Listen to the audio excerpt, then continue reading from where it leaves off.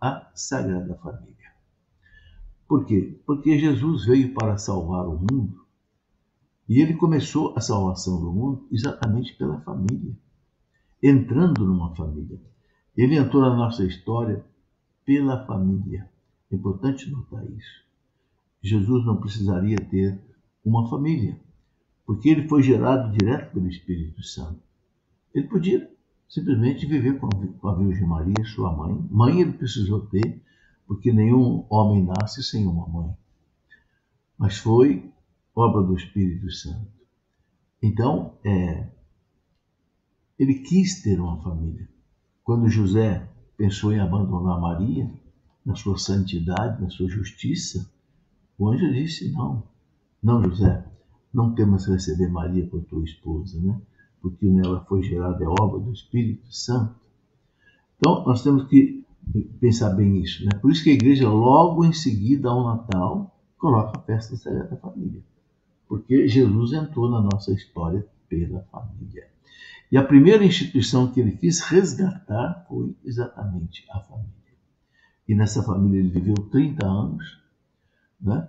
Trabalhando ali como carpinteiro com seu pai, mostrando para nós a importância do trabalho, obediente a seus pais, ele que é o criador dos seus pais. Né? Que coisa bonita. Né? Então, as leituras de hoje falam muito da importância da família. Eu quero exatamente dar uma refletida sobre isso. Né? Começa a primeira leitura, muito importante, do livro do Eclesiástico, capítulo 3, né? E o Eclesiástico, no capítulo 3, ele vai colocando para nós, né, como é que os filhos devem amar os pais. Esse capítulo 3 do livro do Eclesiástico é uma maravilha. Eu contei aí 8 bênçãos que Deus promete ao bom filho, ao filho que ama seus pais, ao filho que honra seus pais. Aqui na leitura de hoje, a igreja coloca apenas alguns versículos do capítulo 3, mas eu gostaria que depois você lesse todo o capítulo 3 do livro de Eclesiástico. Aqui na leitura de hoje ele diz: Deus honra o pai nos filhos e confirma sobre eles a autoridade da mãe. Ou seja, a autoridade da mãe é uma autoridade que vem de Deus, não é uma autoridade usurpada, não. É uma autoridade que vem de Deus. A autoridade dos pais é uma autoridade que vem de Deus. Né? E depois, então, ele diz aqui, né, de maneira assim, bastante clara, né, quem honra o seu pai, alcança o perdão dos pecados. Olha aí, uma graça muito grande. Quem honra seus pais, né, pai e mãe, né, alcança o perdão dos pecados. Quem de nós não quer ter o perdão dos pecados? Né? Evita cometê-los e será ouvido no dia, na oração cotidiana. Quem respeita a sua mãe é como alguém que acumula um tesouro. Quem respeita a sua mãe é como alguém que acumula um tesouro. Tesouro de graças, tesouro de bênçãos. Então, nesta liturgia da Sagrada Família, a igreja coloca isso para nós com muita clareza, né? Quem respeita a sua mãe é como alguém que ajunta tesouro. Quem honra o seu pai terá alegria com seus próprios filhos. Olha, quem que não quer ter alegria nos seus próprios filhos? Coisa mais feliz para um pai, para uma mãe, é ter alegria nos seus filhos. Ter seus filhos bem formados, bem educados. Um filho que muitas vezes se forma numa faculdade, né, que consegue um bom emprego, que se casa, que tem também seus filhos. Né? Então, quem respeita o seu pai terá vida longa. Olha outra promessa. Quem de nós não quer ter vida longa, né? Todos nós queremos. E quem obedece ao pai é o consolo da sua mãe. O pai que obedece, o filho que obedece o pai é o consolo da mãe. O filho que obedece à mãe, ele é o consolo também do seu pai. Né? É muito bonito esse capítulo 3 do livro do Eclesiástico. Meu filho, ampara o teu pai na velhice e não lhe causes desgosto enquanto ele vive. Enquanto ele vive. Eu quero destacar isso daqui. Meu filho, ampara o teu pai na velhice. Meus irmãos, a gente só sabe o que é a velhice quando a gente chega nela.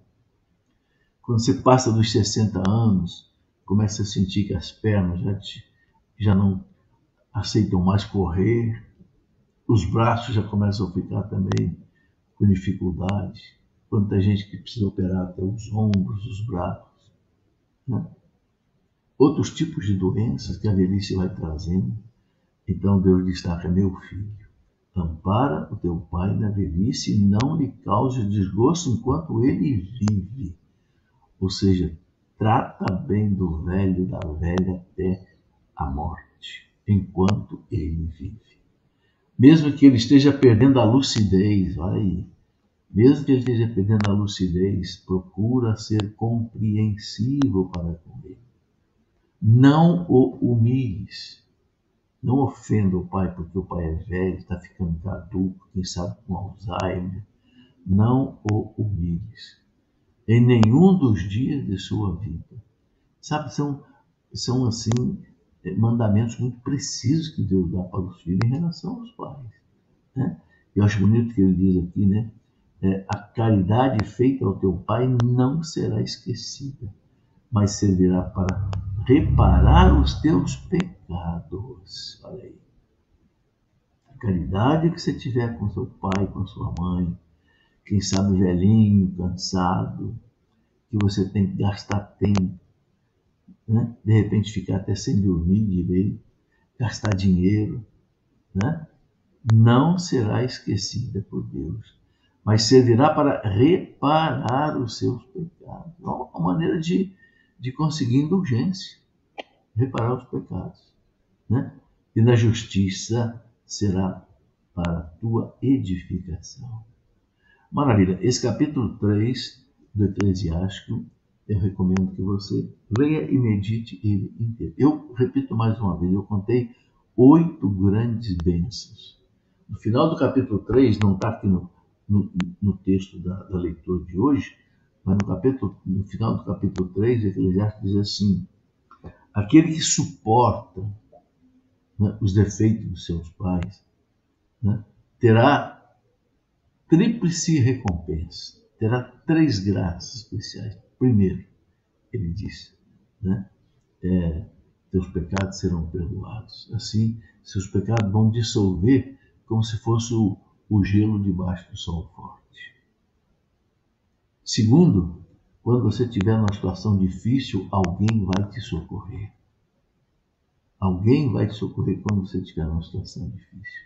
Deus vai mandar um anjo para te socorrer. E terceiro, ele diz: tua casa será próspera na justiça. Tua casa será próspera, ou seja, tua família será forte, tua família será santa, tua família será uma família de Deus.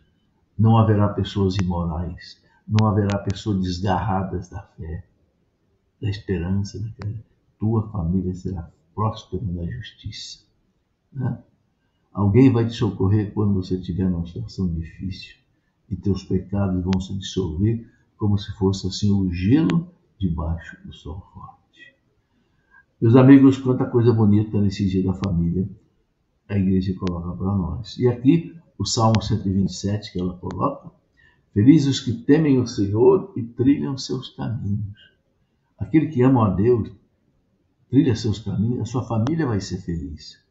Ele fala: feliz és tu que temes o Senhor e trilha seus caminhos. Do trabalho de tuas mãos has de viver. Serás feliz, tudo irá bem. Você vai ter trabalho. Você, né, vai ser ajudado por Deus, né? Felizes os que temem o Senhor e trilham seus caminhos.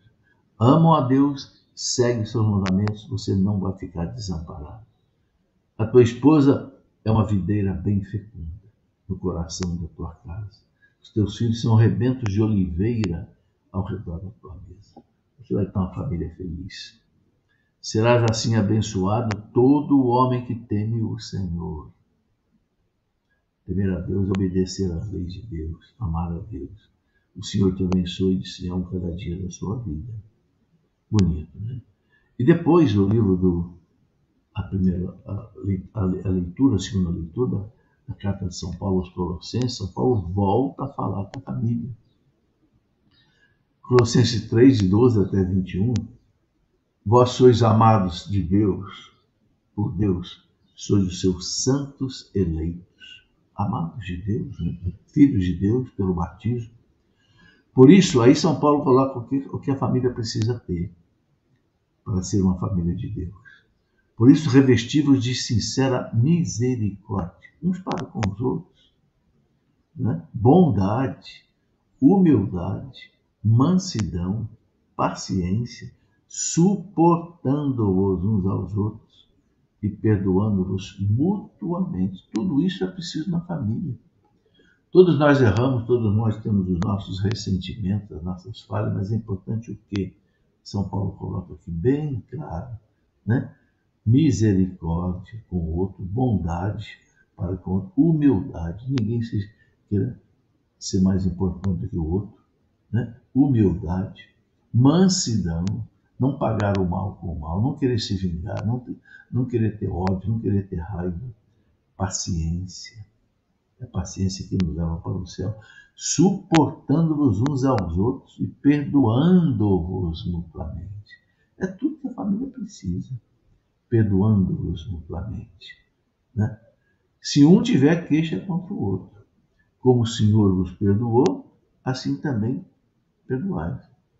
Mas, sobretudo, amai-vos uns aos outros, porque o amor é o vínculo da perfeição. O amor encobre tudo isso que ele falou. O amor faz o fecho aí, né? Que a paz de Cristo reine em vossos corações. Está aí. Quando a gente vive todas essas coisas, a paz de Cristo reina no nosso coração, reina na família, né? Ensinai e admoestai uns aos outros com toda sabedoria, sem violência, sem agressividade, com sabedoria. Os pais tratarem os filhos tratarem os pais com sabedoria, não com grosseria, né? Do fundo dos vossos corações cantai a Deus salmos, hinos e cânticos espirituais em ação de rezar. A família precisa rezar, né? Precisa meditar a palavra de Deus, rezar, né? Para ser uma família de Deus. E aí São Paulo fala: tudo o que fizerdes, em palavras ou obras, seja feito em nome do Senhor Jesus. Tudo por Jesus, né? Suportar todos os sofrimentos, todas as contrariedades por ti, Jesus, né? Por meio deles, dai graças a Deus Pai. E aí, né? São Paulo coloca algo muito importante diretamente agora para a família. Esposas, sede solícitas para com os vossos maridos, como convém no Senhor. Maridos, amai vossas esposas e não sejam grosseiros com elas. Palavras muito claras, a gente nem precisa explicar, né? A mulher seja solícita ao marido, né? Amiga, serviçal, companheiro, né? Adequada, né? E o marido, amai vossas esposas, não seja grosseiro com ela, não seja estúpido com a mulher, não seja grosso, né? Filhos, obedecei em tudo aos vossos pais, como Jesus obedeceu José e Maria, né? Pois isso é bom e correto no Senhor, é a vontade de Deus. Pais, não intimideis os vossos filhos, para que eles não desanimem. Também o pai não pode ser grosseiro com os filhos. O pai não pode humilhar o filho, bater no filho, xingar o filho, chamar a atenção do filho na frente do outro, na frente dos outros. Não. Pais, não intimideis, não exaspereis os vossos filhos, né? Para que eles não desanimem, não fiquem humilhados, não fiquem marcados, não fiquem traumatizados, né? Meus irmãos, quanta coisa bonita nós temos aí. E o Evangelho de hoje, né? O Evangelho de São Lucas, capítulo 2, 41 até 52, quando Nossa Senhora e São José foram a Jerusalém, todo ano iam na festa da Páscoa, e aí perderam o menino na volta. Na verdade, não é que perderam o menino é que se perdeu deles. Jesus ficou tão fascinado pelo templo de Jerusalém, que era uma coisa maravilhosa. O templo que Herodes o Grande construiu era uma das maiores maravilhas do mundo. Jesus não só ficou maravilhado ali, mas ele ficou ali no templo. José e Maria pensaram que ele estava no meio da caravana, e a caravana tinha lugar de homem, lugar de mulher, lugar das crianças. Achavam que ele estava na caravana, né? Mas não. Ele ficou tão atraído pela a casa do meu pai. A gente vê como é que Jesus já sabia que o seu pai verdadeiro era Deus. Né? Tanto é que quando Nossa Senhora e São José o encontraram, meu filho, por que você fez isso conosco? Nós estamos te procurando aflitos. Ele diz, mas vocês não sabem que eu tenho que estar na casa do meu pai? Para ele era uma coisa assim tão espontânea, tão natural, a casa do meu pai. Ora, todo filho fica na casa do pai. Aqui é a casa do meu pai. Vocês me trouxeram à casa do meu pai, ele tinha 12 anos, é a primeira vez, então é aqui que eu quero ficar, não quero voltar para Nazaré. Mas aí volta, né? É submisso a ele. Né? E eu destaco aqui também uma coisa muito interessante. Né? Ele diz aqui que o que Jesus fazia ali no templo. Né? Aqui ele estava sentado no meio dos mestres, no meio dos doutores da lei, né? Escutando e fazendo perguntas. Olha só. Todos ouviam o menino e estavam maravilhados com a sua inteligência e com as suas respostas. Certamente já me perguntaram por que Jesus conversava ali com os doutores da lei. Certamente ele conversava sobre ele mesmo, sobre o Messias que viria. Como é que vai ser esse Messias? O que está escrito nas Sagradas Escrituras? Fazia perguntas e também fazia suas colocações. E estavam maravilhados com a sua inteligência e com as suas respostas. Ou seja, Jesus ali já sabia que ele era Deus. Sabia que ele era o Filho de Deus, porque queria ficar na casa do Pai. Meus amigos e irmãos, vamos viver também nós na casa do Pai, né? Na casa de Deus, no amor de Deus. Aquilo que Deus disse para Abraão, Abraão, anda na minha presença e seja íntegro. Então vamos andar na presença de Deus e ser íntegro, né? E ser aí, como todas as leituras hoje nos pedem, ser um bom filho, obediente aos pais. À noite, eu quero conversar um pouco sobre os pais.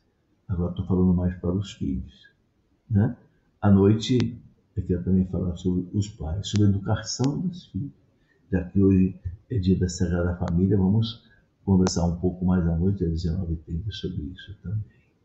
Um grande abraço, fiquem com Deus. Nós continuamos no Natal, né? Porque a gente celebra o Natal 8 dias. Não se esqueça, então continue pedindo ao menino Jesus as graças especiais que você precisa no Natal. A igreja faz a gente celebrar o Natal 8 dias, a oitava de Natal, exatamente para quê? Para que as graças especiais do Natal estejam à nossa disposição. Então, diante do seu presépio, diante do menino Jesus, peça.